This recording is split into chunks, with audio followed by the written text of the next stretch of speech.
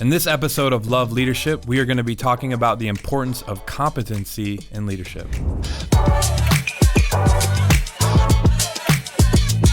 Welcome back to episode 4 of Love Leadership, where we exist to build up leaders who love to lead and lead to love. I'm your host, Michael Connell, joined by Todd Doxzon. Yeah. Come on, episode 4 already. Can you believe it? Let's go, man. This is amazing. We're in a 5-part series, maybe a 15-part you guys are like, enough with that joke. Seriously. But we are in a 5-part series talking about the 5 C's of leadership. And really the framework for this, and really why we even began this and started this, is because we want to give away a little bit of what God has given us to maybe impact one person's life, right? We just want to help people. We just want to help people. Yep. Period. We want to help people. The vision of the church, in our context, we lead a church, and the vision of our church is very simple. We exist to love God and love people. So this is just an avenue, I think, of us just trying to do our best to love people, man. And we know a lot of our listeners are leaders. They're wanting to grow in their leadership. They want to grow in their effectiveness. Sometimes they become the lid to the organization. And, we're learning, we're growing. We don't have it all.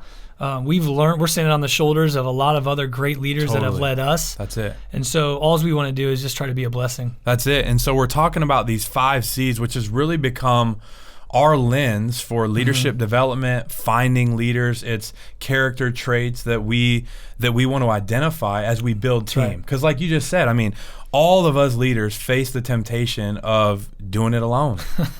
You know what I mean? I got it. Don't worry about it. No, yeah, I'm good. I'm good. This.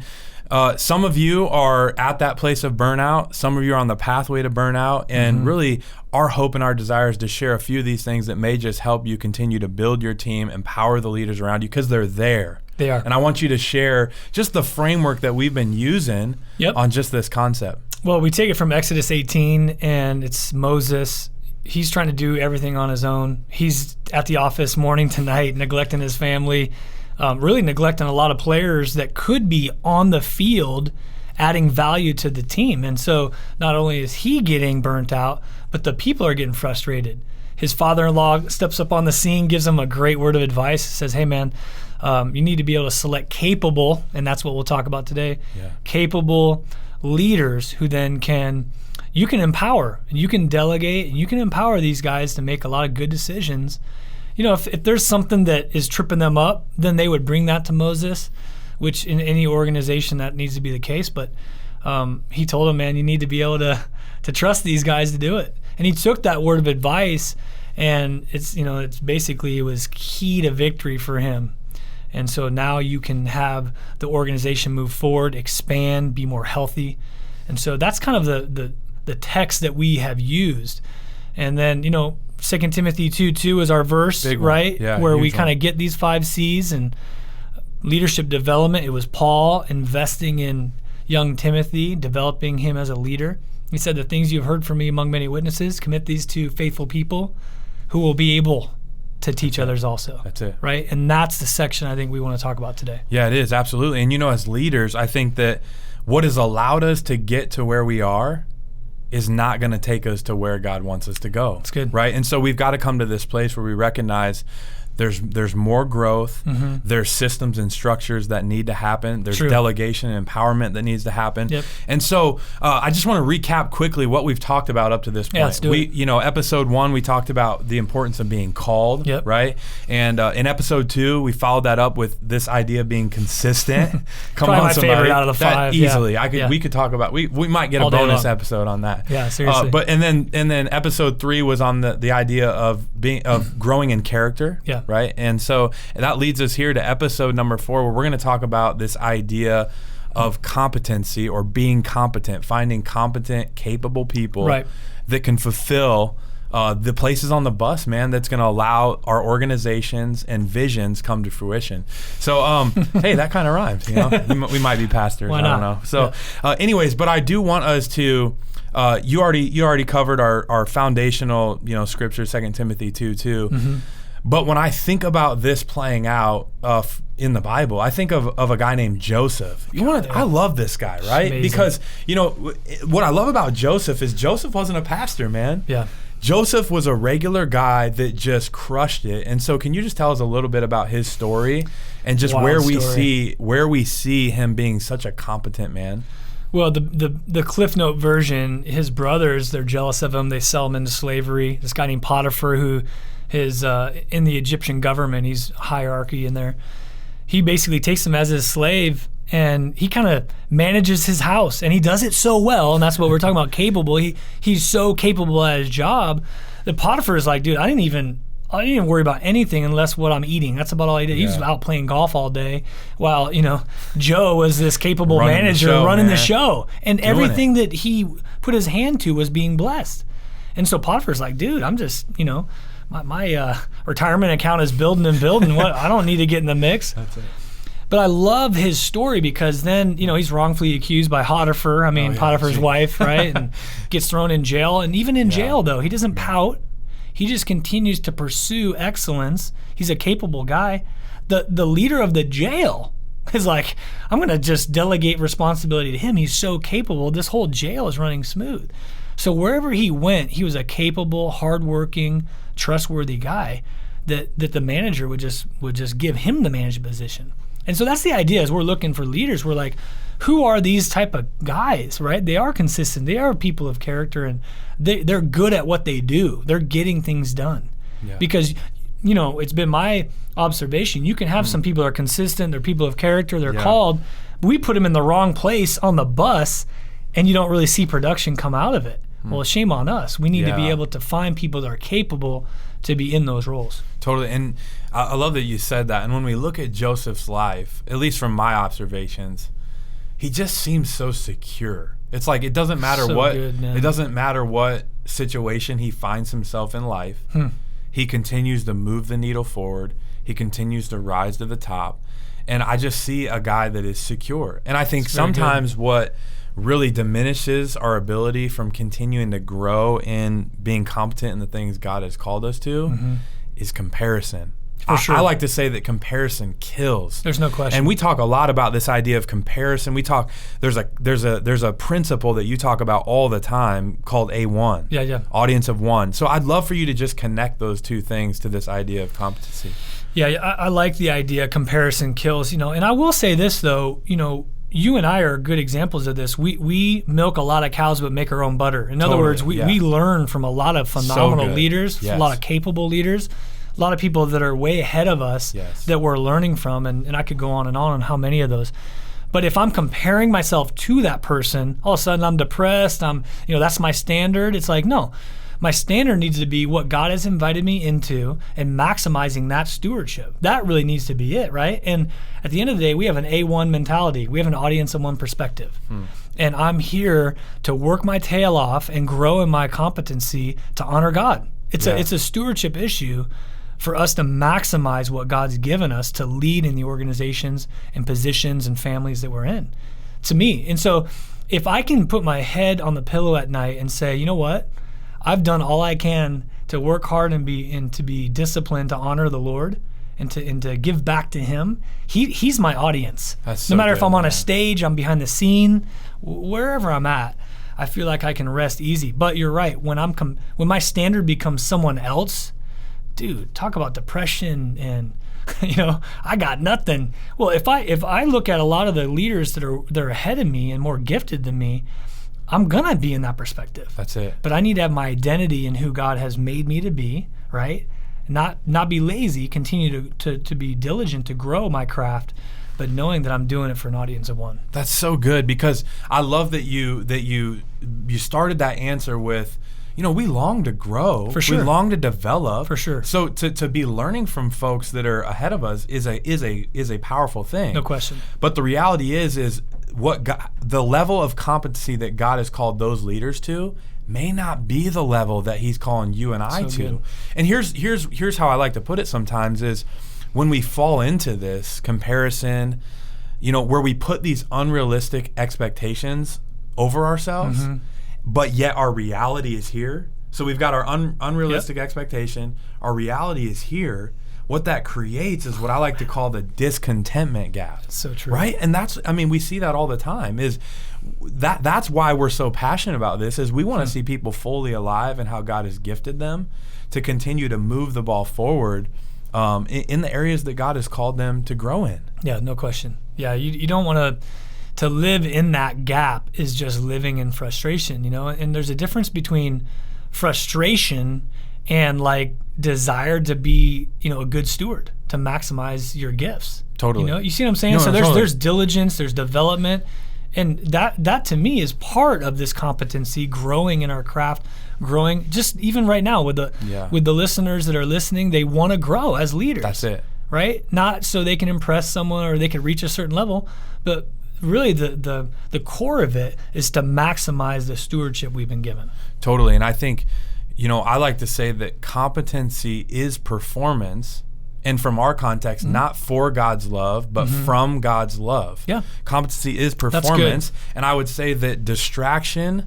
delays our destiny or the level that God wants to take us to. It's true. And so in our culture where distractions are running rampant, right? How do you stay dialed in and locked in so that you're growing in the ways that God would desire for you to grow, so that you can be the competent leader that he wants you to be?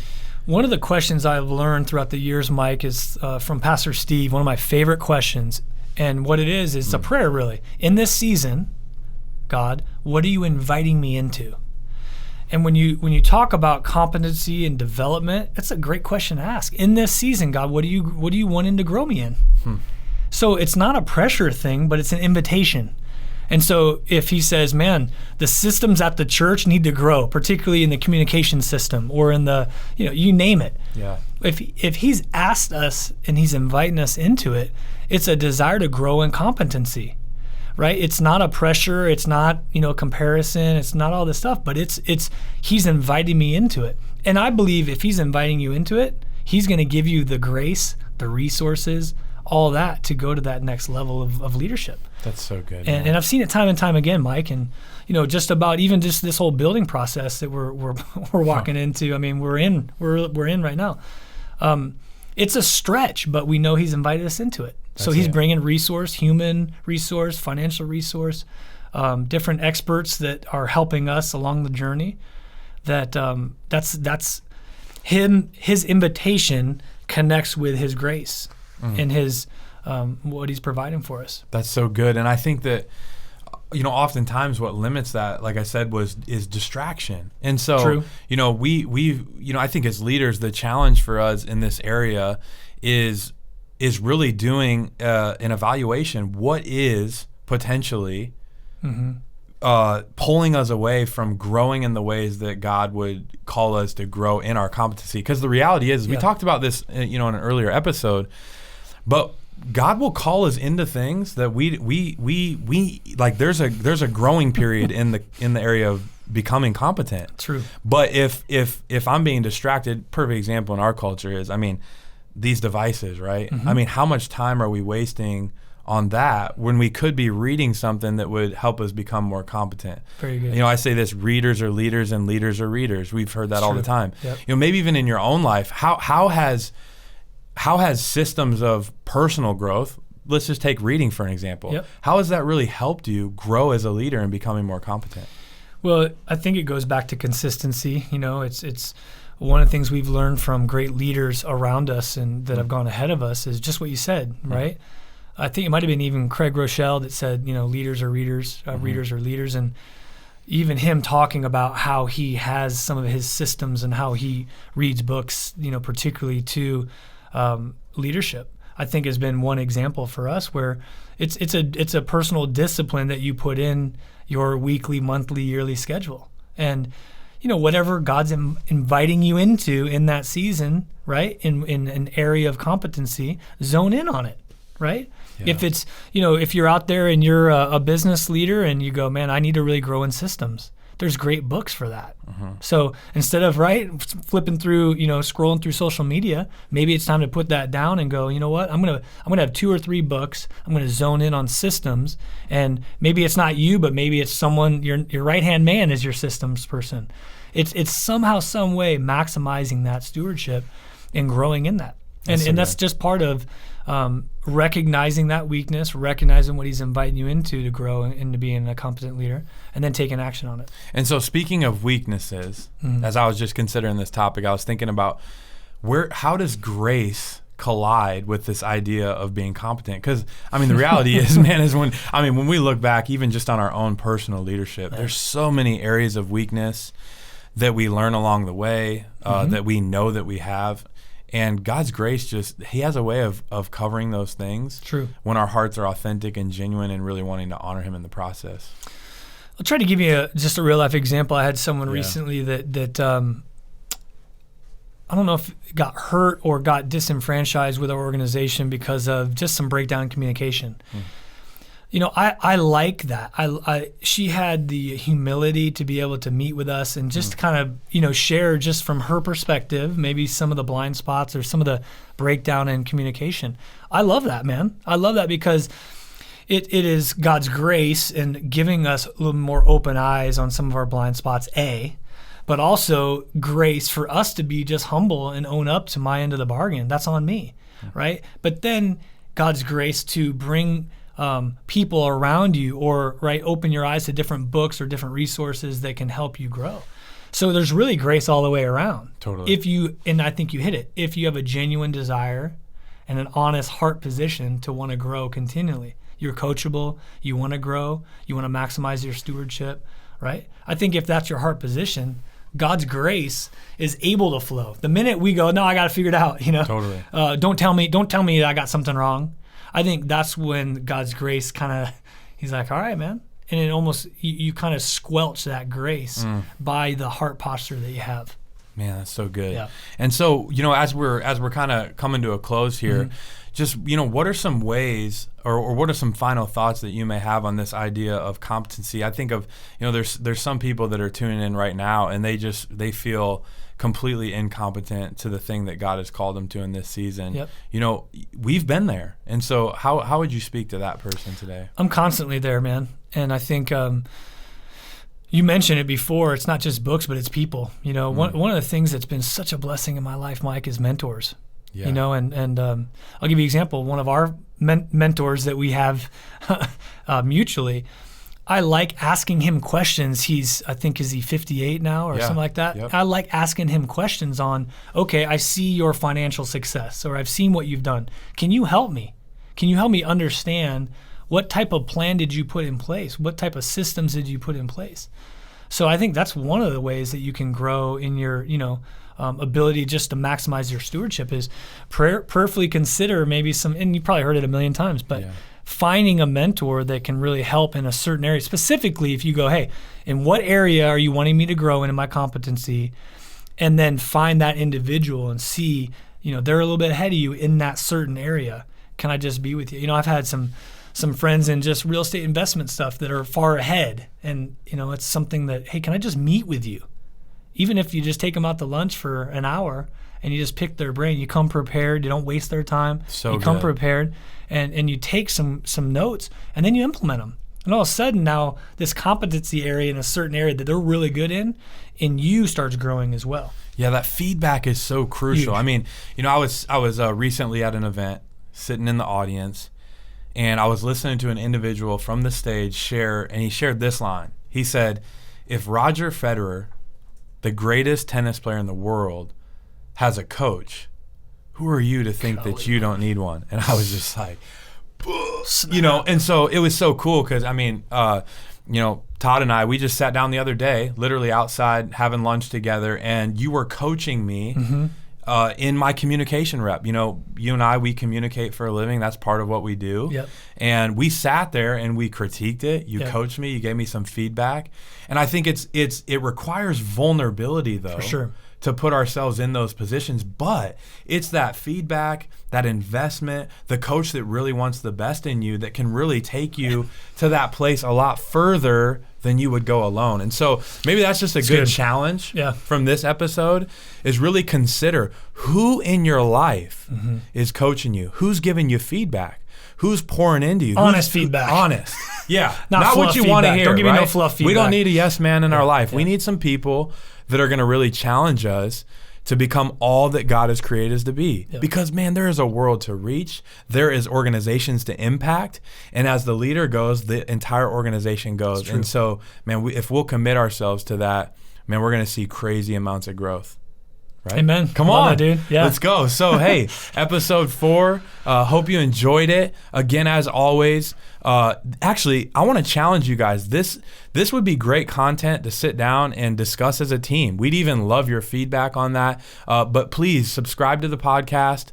Leave a comment, share this on all social platforms. Again, it's not about us, but we believe in this community. We're in this to get better. For sure. Yeah, right? we want to help. We want if there's a question out there, man, throw that question out. We want to be able to interact and help in any way we can. Yeah, so send your questions over to us. We definitely want to be a blessing to you guys. But until we meet next time, continue to lead in love and go make a difference.